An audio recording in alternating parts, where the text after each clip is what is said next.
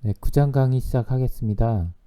지난 시간에는 Statistical Inference라는 통계적 추론을 배우면서 시뮬레이션 방법으로 Significance 테스트를 한 것과 그 다음에 Estimation 그리고 Confidence Interval을 구하는 방법을 간단하게 이제 소개를 해드렸는데,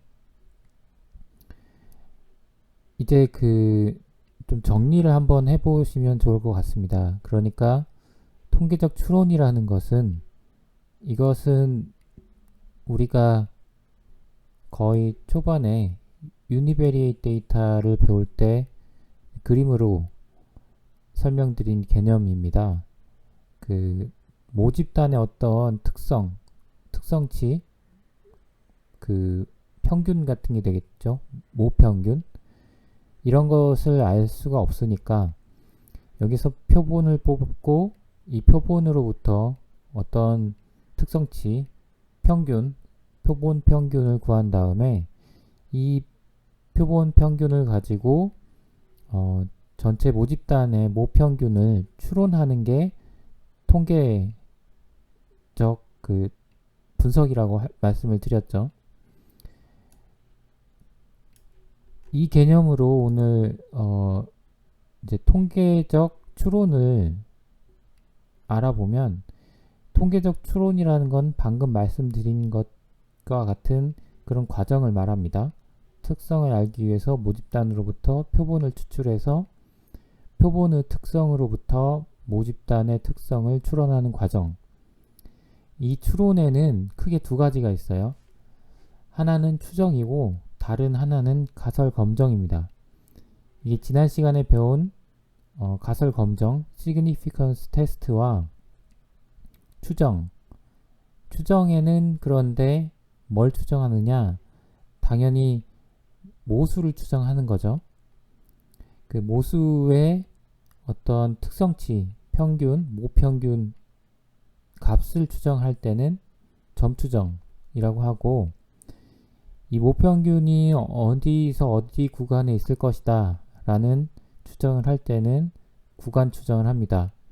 그래서 에스티메이션에는 이 점 추정과 구간 추정이 있고, 이 다음 시간, 이제 이번 시간에도 조금 개념을 설명드리고 배울 가설 검정 같은 경우에는 사실 모평균이나 이런 특성치는 모집단의 분포를 가정을 하고 우리가 계산을 하는 건데, 가설 검정 또한 어떤 모집단의 분포를 가정을 하고 그 특성치 대표값들을 우리가 가설을 만들어서 그 가설이, 즉 그 가설이라는 게 그 대표값의 값이죠.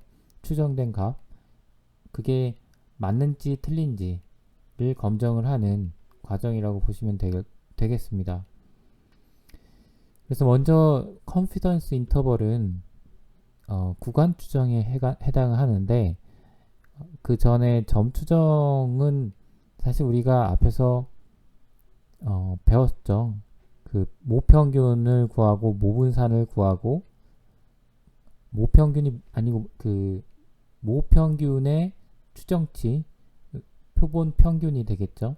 그리고 모분산의 추정치, 그 표본 분산, 이런 값들을 계산하는 과정이 그 점추정 과정이라고 보시면 됩니다. 그래서 이항분포에서 평균 모비율이 NP였죠. 모비율이 추정값이, 여기서 이제 추정량이 나오고 또 추정값이 나옵니다. 추정값은 안 썼는데 추정량은 이런 공식이에요.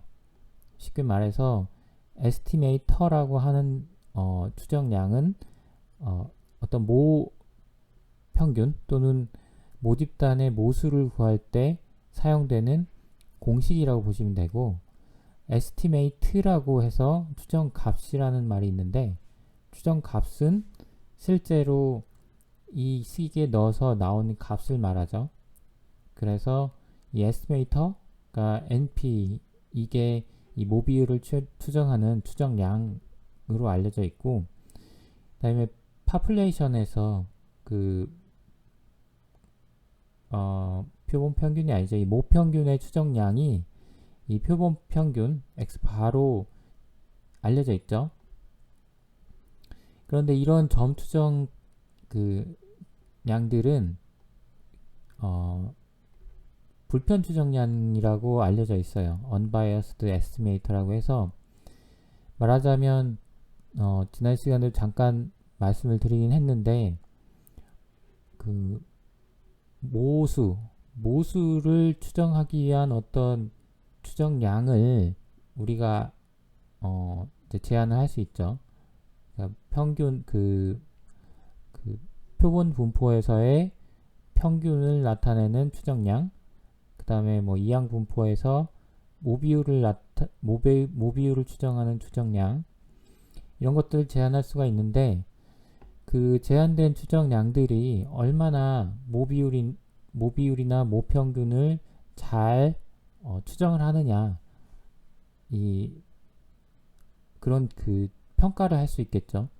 근데 그런 것들 중에 바이어스가 없는, 편의가 생기지 않는 그런 추정량들이 이미 알려져 있고, 그런 추정량들이 우리가 쓰던 이 MP나 이 표본 평균, 이런 것들이 이제 불편 추정량으로 알려져 있고, 불편 추정량이라는 것은 어떤 점 추정량 세타 헷, 이 세타라는 것은 모수를 나타내고요, 헷은 추정량이라는 것을 표시하는 기호입니다. 그래서 세타 헷의 익스펙테이션이 즉 평균이죠. 이 값이 모집단의 모수 세타와 같은 추정량을 말합니다. 그런데 앞에서 우리가 중심극한 정리 배울 때 그 표본 평균 x_의 기대값, 그러니까 평균의 평균이죠. 이 값이 모평균 뮤와 같다고 배웠었죠.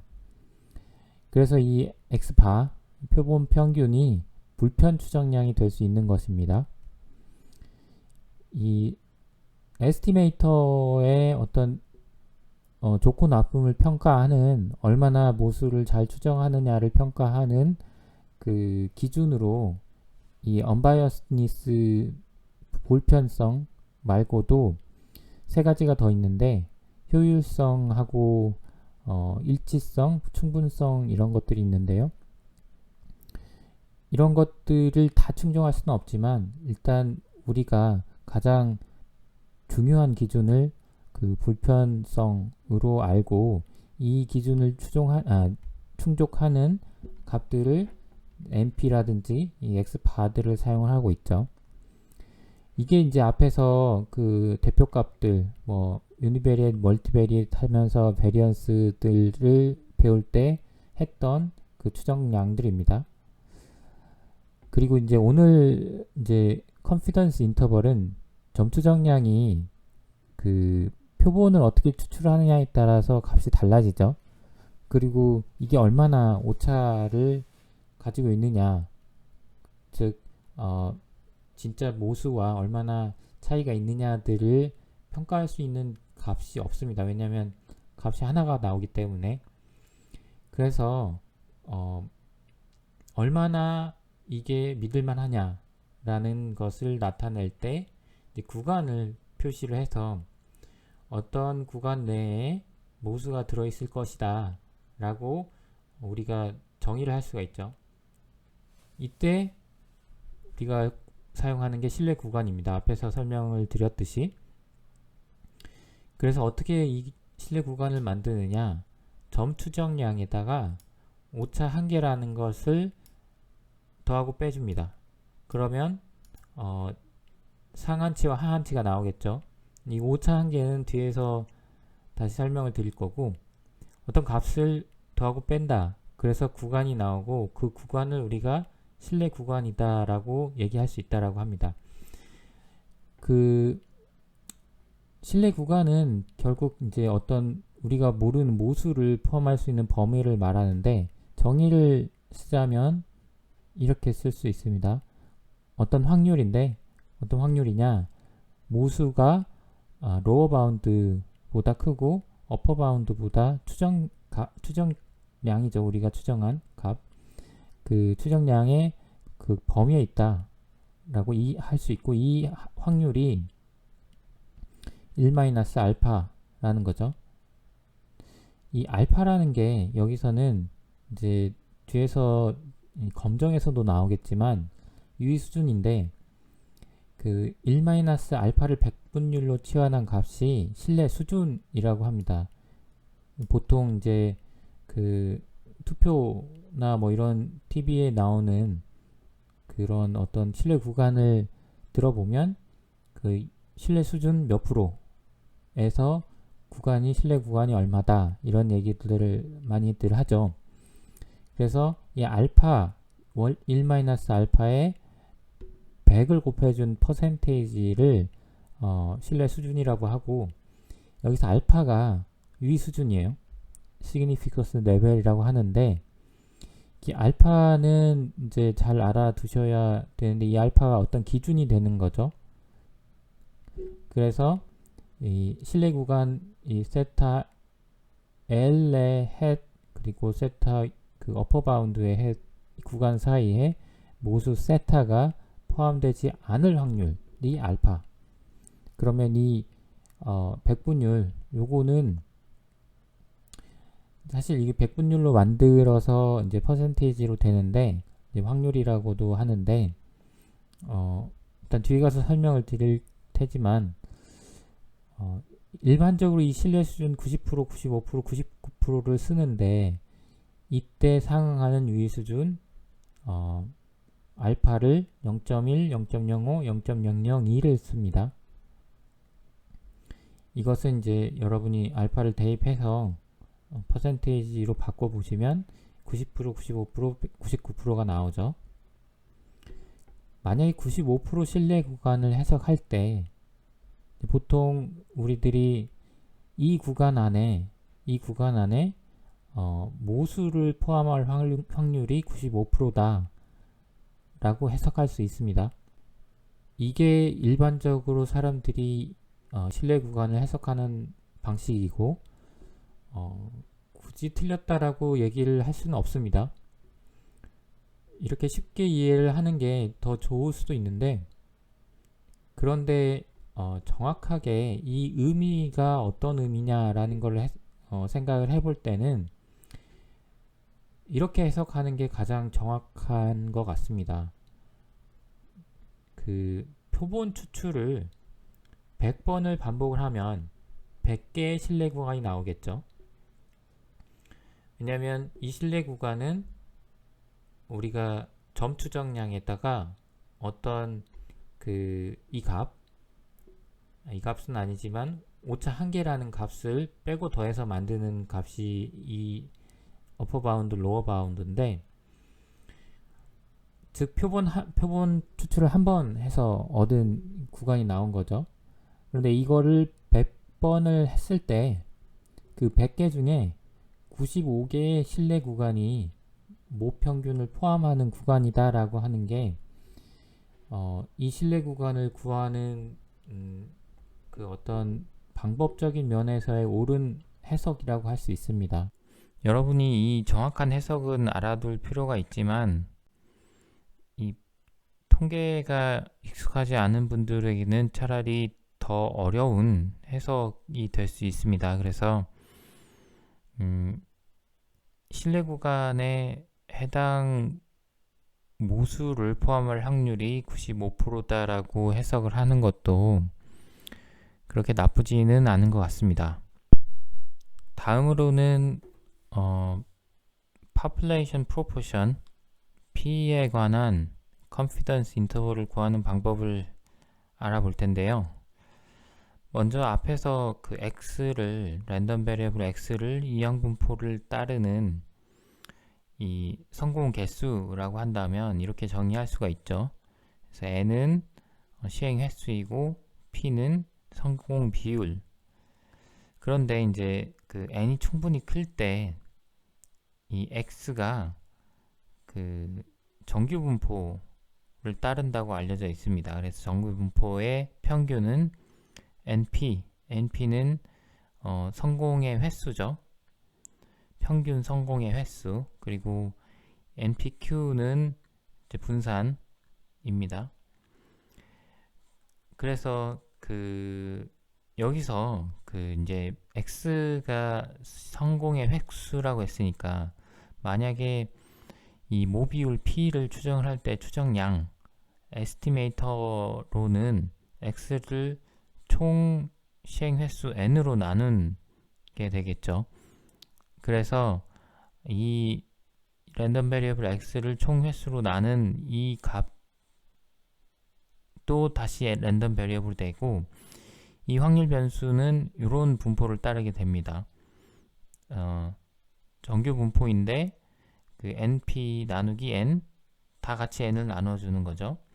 표준 편차 나누기 N. 그래서 이것을 정리를 다시 해보면 이 추정값 P는 정규 분포를 따르게 되고, 정규 분포인데 중심은 P, 그리고 표준 편차는 루트 N 나누기 P 곱하기, 이거는 이제 성공 확률과 실패 확률이 되겠죠.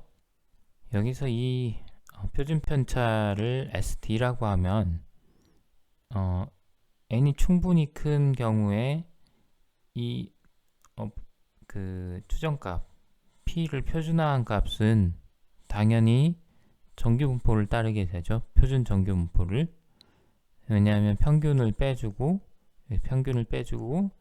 스탠다드 데비에이션으로 나눠줬으니까 이건 평균이 0이고 분산이 1인 정규 분포를 따르게 됩니다. 그리고 이 식을 가지고 표준 정규 분포 분포에서 이 면적은 1이죠. 1에서 0.95%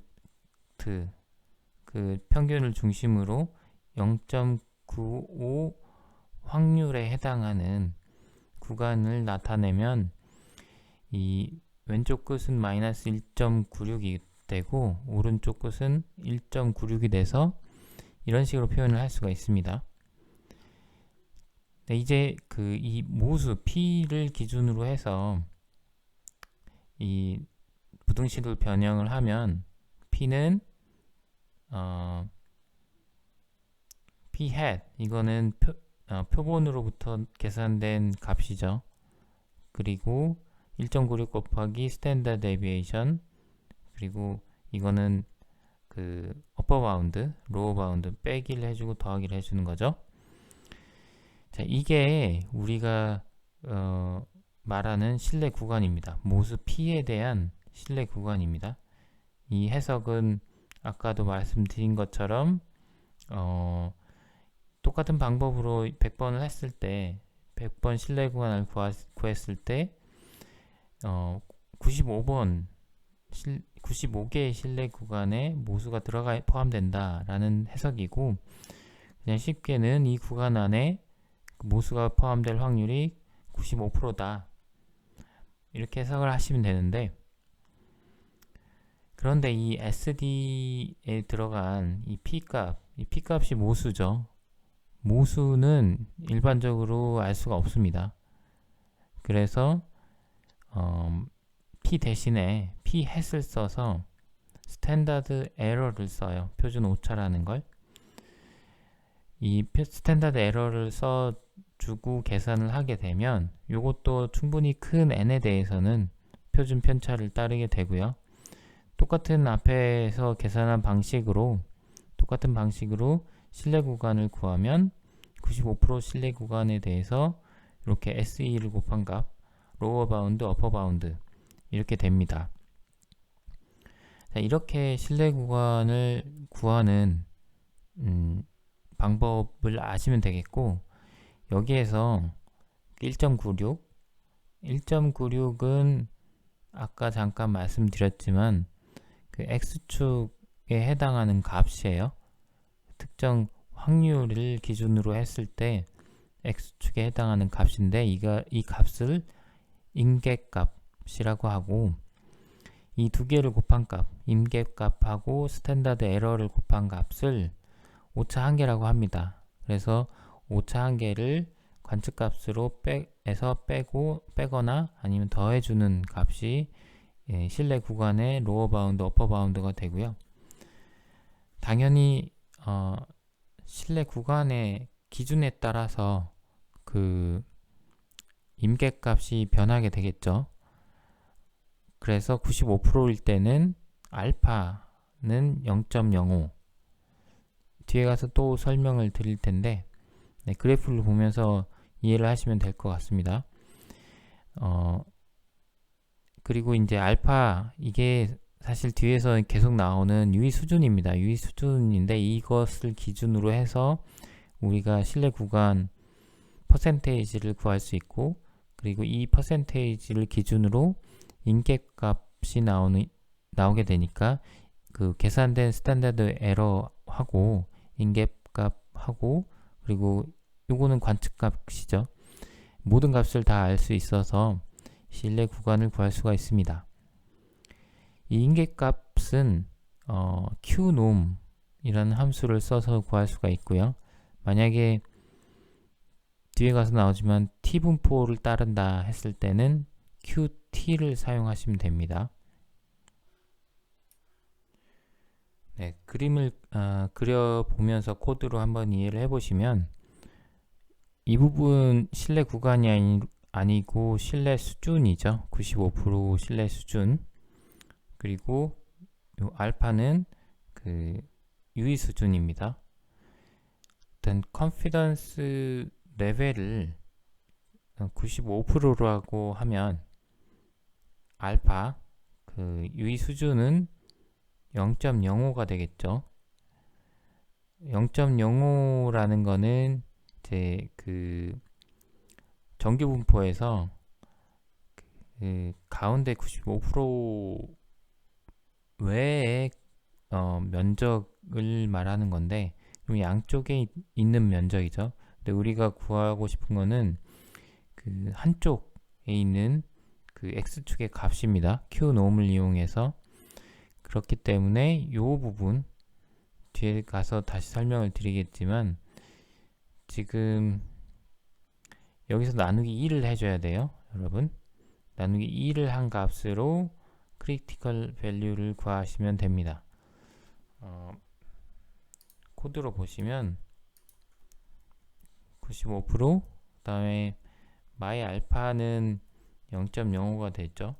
그리고 크리티컬 밸류가 나누기 0.2를 해준 값으로 1에서 빼주고, 그리고 그 qnorm 값으로 크리티컬 밸류를 구하면 1.959가 됩니다. 이게 앞에서 봤던 이 1.96 값이죠.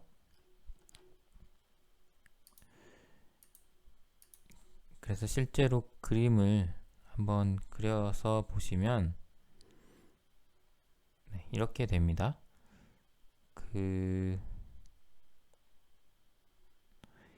지금 0.0으로 나왔는데 0.05가 아니고 0.25죠. 나누기 2를 해줘야 됩니다. 제가 다시 그려볼게요. 네, 0.25.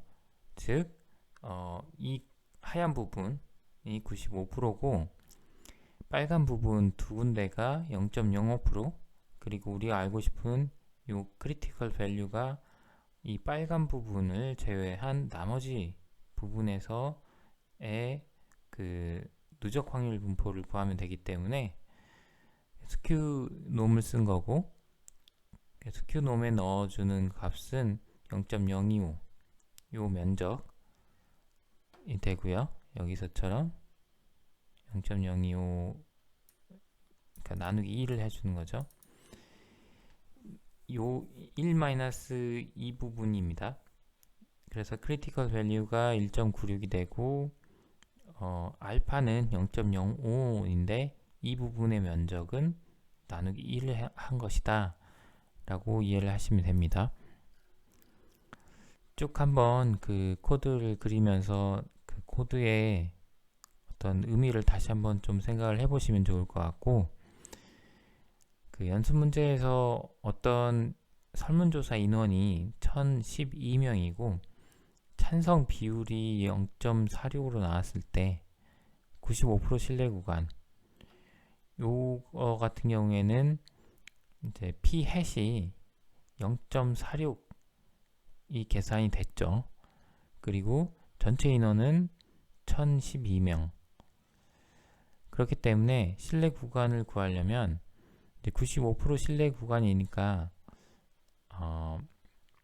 앞에서 제가 그 코드 드린 대로 그대로 하시면 되는데, 일단 마진 오브 에러를 구하려면 임계값 그리고 스탠다드 에러를 구하시면 되죠.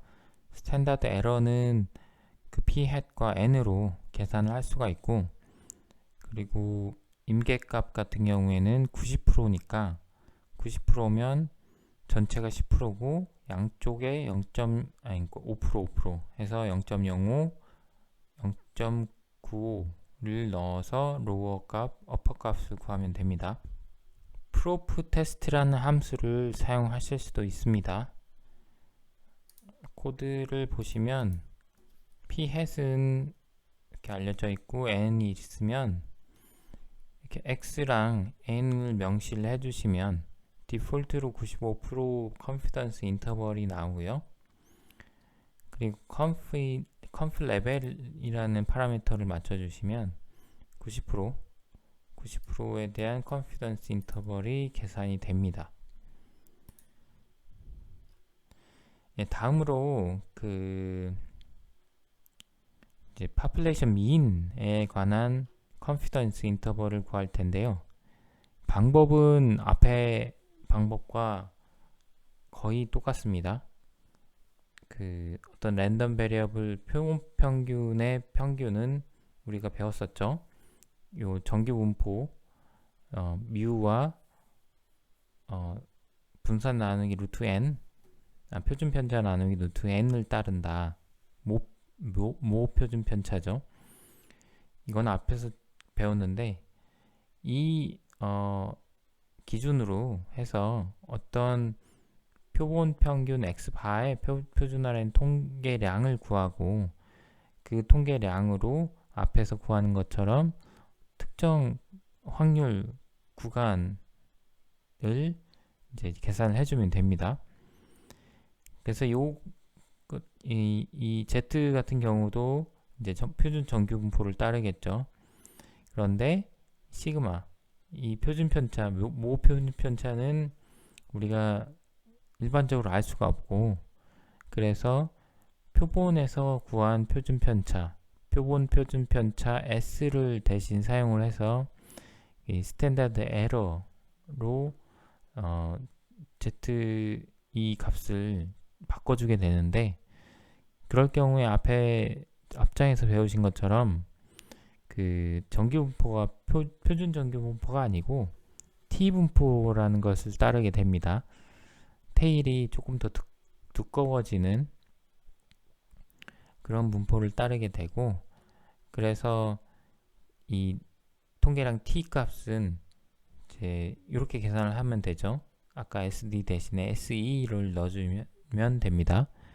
그래서 유의 수준 알파에 따라서 앞서랑 똑같이 어떤 이 특정 구간을 정할 수가 있고, 이 구간 내에 95%, 99%, 90% 확률을 정할 수 있게 됩니다. 그래서 이 t값, 이 t값을 다시 뮤에 대해서 정리를 하면 이 부등호를, 그러면 앞서랑 똑같이 관측값 x바에서 그 오차 한계를 빼주거나 더해줘서 이 신뢰 구간을 구할 수 있게 됩니다.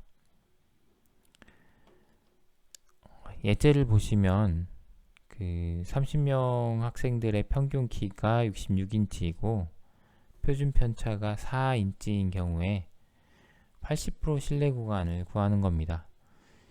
역시 그 표준 오차 한계, 표준 오차도 구하고, 오차 한계를 구하려면 이 qt를 구하면 된댔죠. qt를 가지고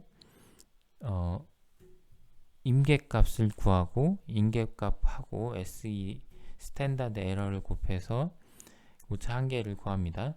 그래서 오차 한계를 이제 플러스 마이너스 해서 x바에서 더하고 빼주고 하면 이게 이제 컨피던스 인터벌이 되겠죠. 그리고 이 컨피던스 인터벌의 다른 마지막 예로 이제 커피 전문점에서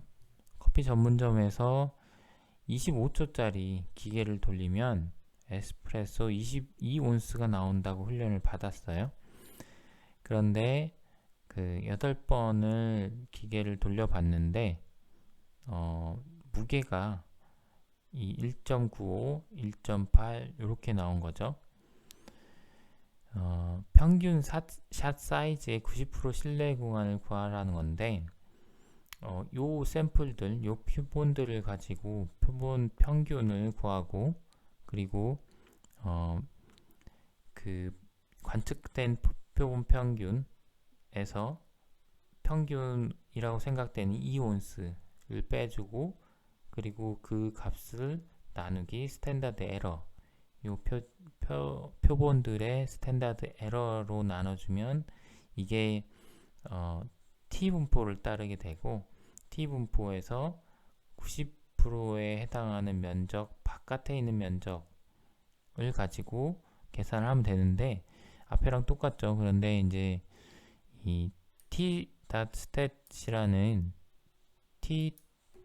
T검정에 쓰이는 함수를 쓰면은 바로 이 컨피던스 인터벌이 나오게 돼 있어요.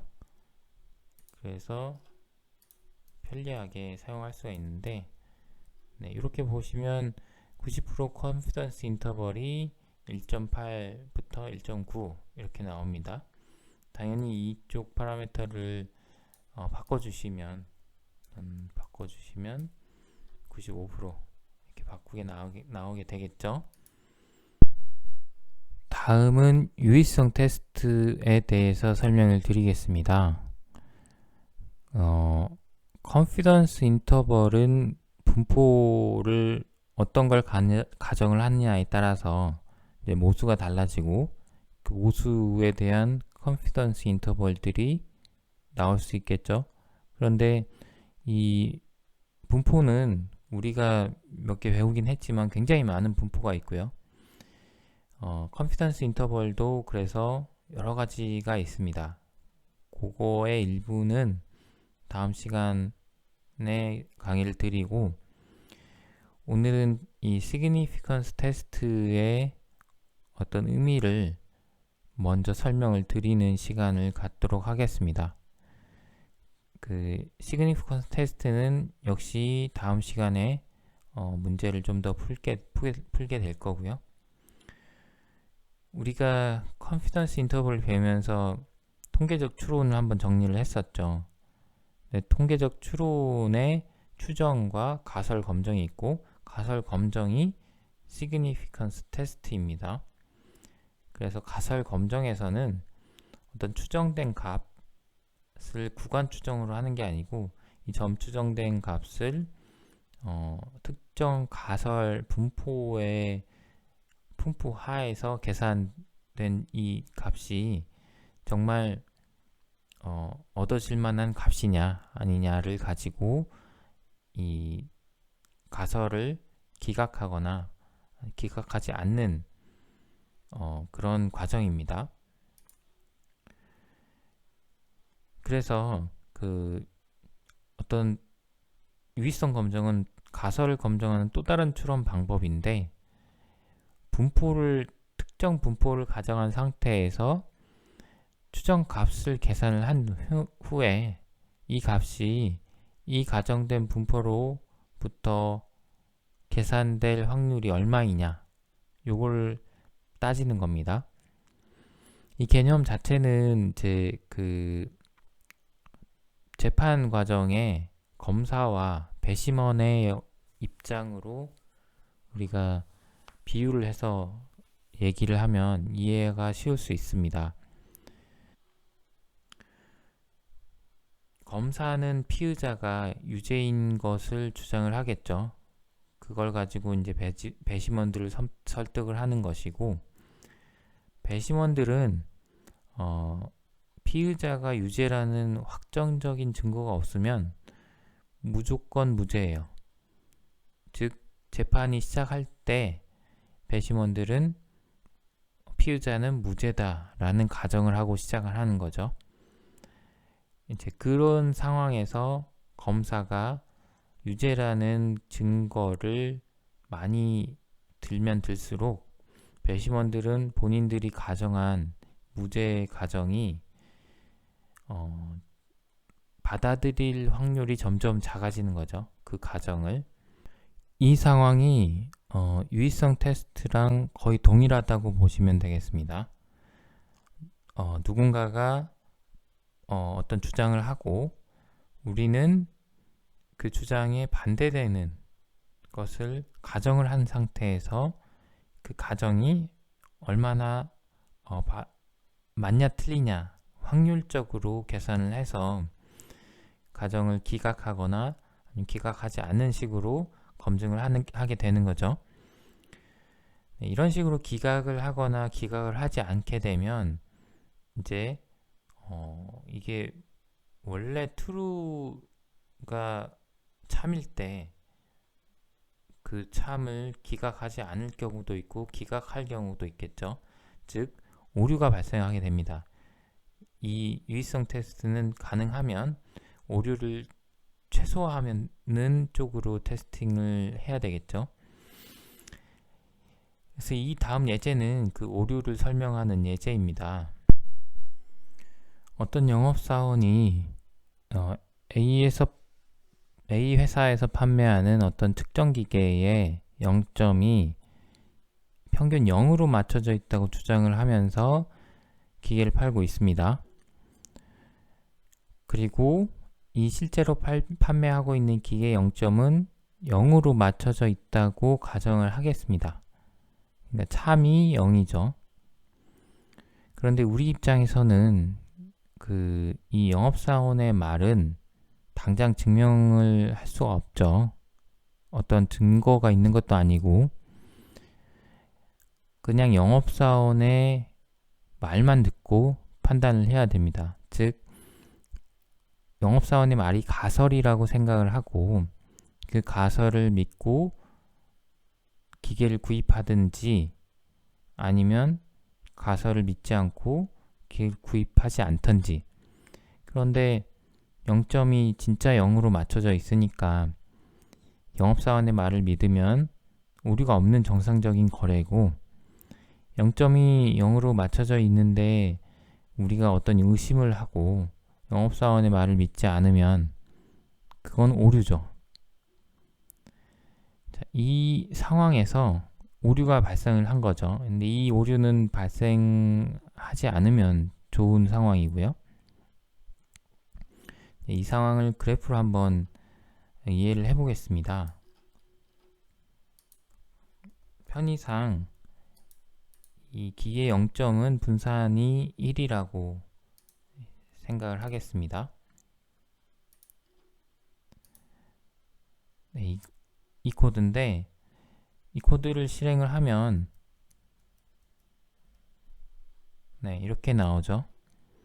자, 0을 기준으로 해서 true, 참값은 이 분포입니다. 그런데 영업사원도 똑같은 분포를 가지고 있죠. 영업사원의 주장도. 이 상황에서 정상적인 오류 없는 상황이 뭐냐? 영업사원의 말을 믿고 그래 영업사원이 0이라고 했으니까 0이겠지. 그렇게 하는 상황이죠. 그런데 만약에 우리가 생각하기에 이게 0 근처가 아니고 2 근처다. 다시 말해서 만약에 1이다 그러면 우리가 생각하는 게 1이다 였으면 당연히 영업사원의 말이 맞다라고 받아들였겠죠. 우리가 생각하는 기준은 2예요. 일반적으로 생각할 때 2라고 하면 2를 기준으로 그 값보다 작다고 생각하면 받아들이겠죠. 하지만 이 값보다 같거나 아니면 뭐 3이다. 그러면 당연히 이 영업사원의 말을 믿지 않겠죠. 이 얘기는 이 면적, 이 기준이 되는 이 값보다 큰 요 면적은 확률이죠. 이 면적이 오류를 발생할 확률이 되는 겁니다. 그래서 우리는 이 면적의 확률을 제1종 오류라고 해요. 이 알파라고도 하는데, 이 알파가 앞에서 컨피던스 인터벌 구할 때 그 알파, 그리고 뒤가 아니죠. 여기서 이제 그 유의 수준을 정할 때 알파랑 거의 같은 그 의미입니다. 그래서 정리해보면 오류가 발생할 때는 true가 참일 때 우리가 가설을 기각하는 경우가 되겠죠. true가 참일 때 어떤 주장을 기각하는 경우가 오류가 생기는 경우고, 이때가 1종 오류. 이제 만약에 영업사원의 가설이 거짓일 경우, 즉 진짜 true는 0점이 0이 아니라 2다 했을 때의 경우, 이 경우에는 기각을 해야, 영업사원의 말을 기각을 해야 오류가 없는 거죠. 대신에 기각을 안 하게 되면 그건 오류입니다. 그래서 평균 0점이 이제 true가 평균 3이에요. 그런데 영업사원은 0이다 라고 주장을 하는 거죠. 이 경우에 영업사원의 가설을 믿고 채택을 하면 오류죠. 그리고 가설을 믿지 않고 앞에서처럼 이다라는 의심으로 영업사원의 가설을 믿지 않으면 그 오류가 아닙니다. 이 부분을 다시 코드를 들어서 한번 설명을 드리면,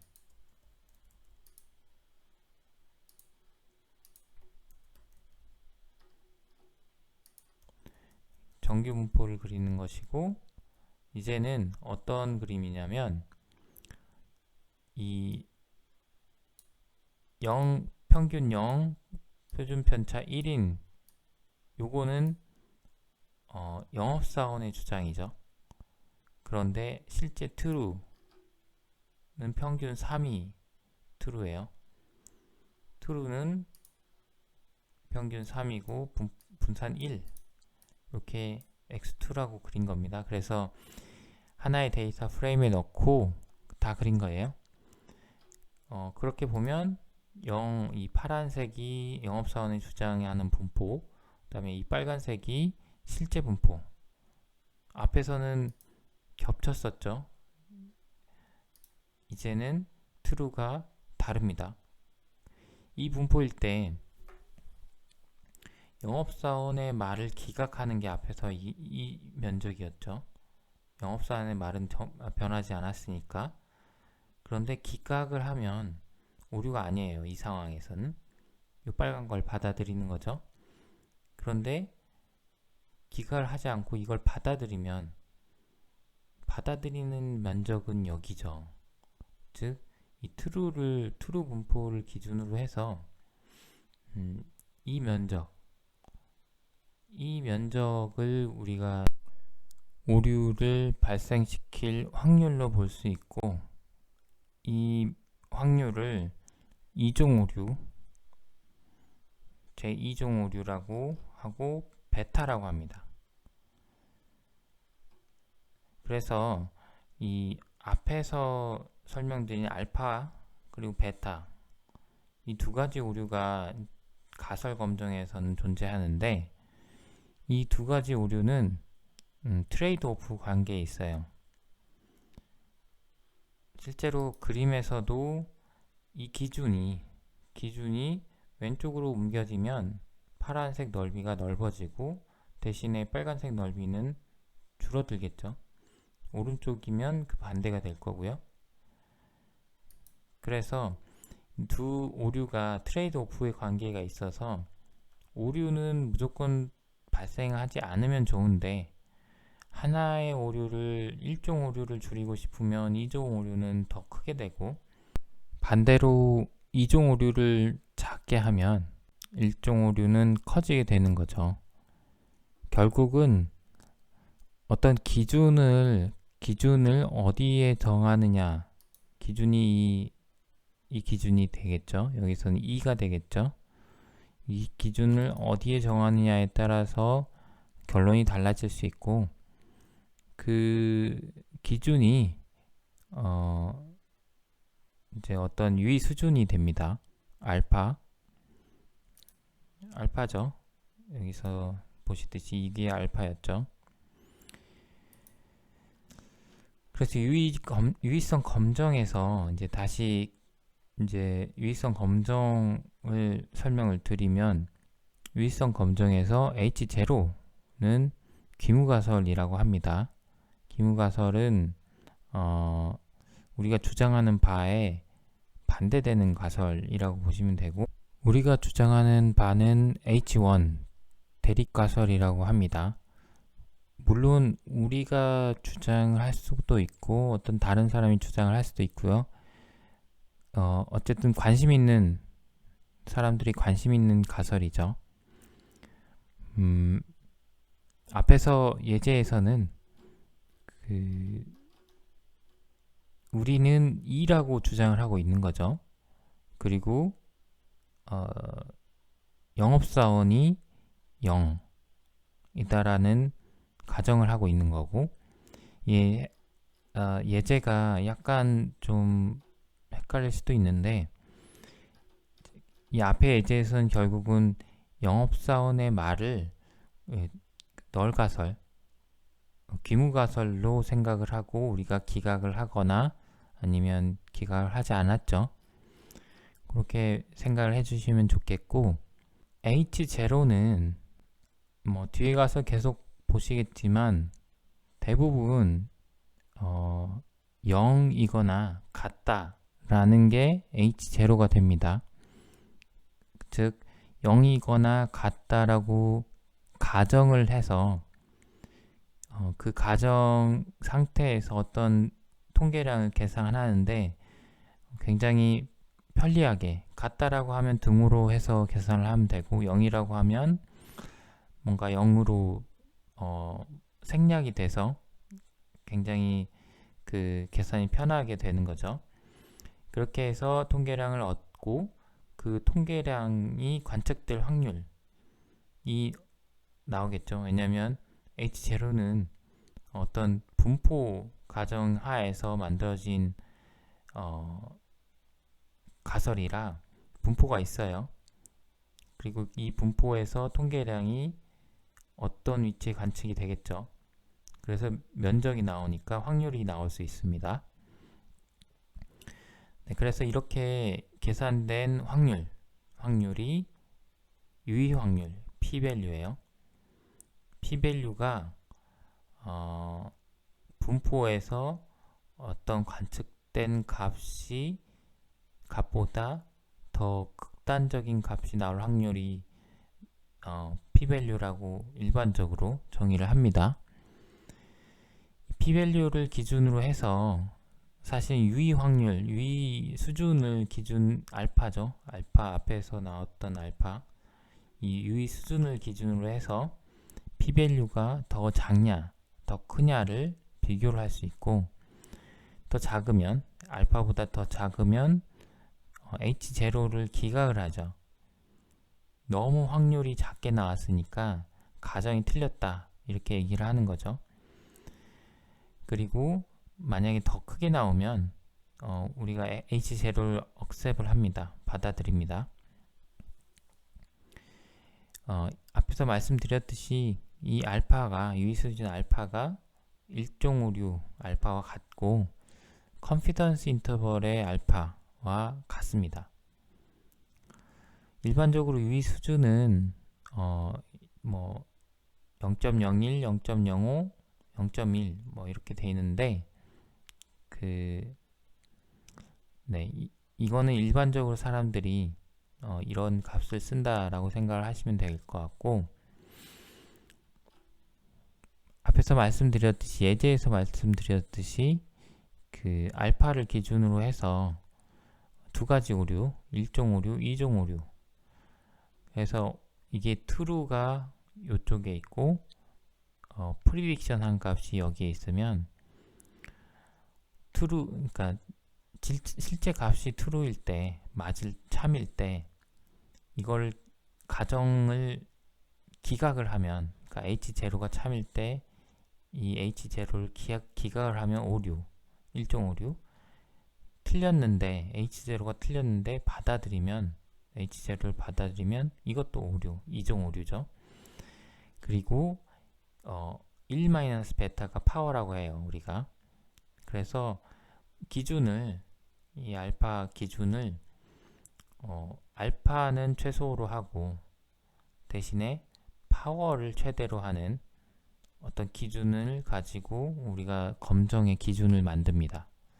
그게 앞에서 제가 말씀드린 그 트레이드 오프 관계에 있기 때문에 알파 베타가, 그래서 적당한 기준을 선정하는 과정이 필요하고, 그 기준이 알파는 최소화시키고 1종 오류를 최소화시키고 파워 1-베타를 가능한 높게 가도록 검정의 기준을 잡을 필요가 있다라는 얘기입니다. 자, 오늘 강의는 여기까지 해서 마치고요. 다음에는 컨피던스 인터벌의 다른 예들, 그리고 시그니피컨스 테스트를 실제로 어떻게 하는지에 대해서 말씀을 드리겠고, 이번 주 과제는 없는 것으로, 일단은 있는 강의를, 개념을 파악하는데 좀 신경을 써서 들어주시면 될 것 같습니다.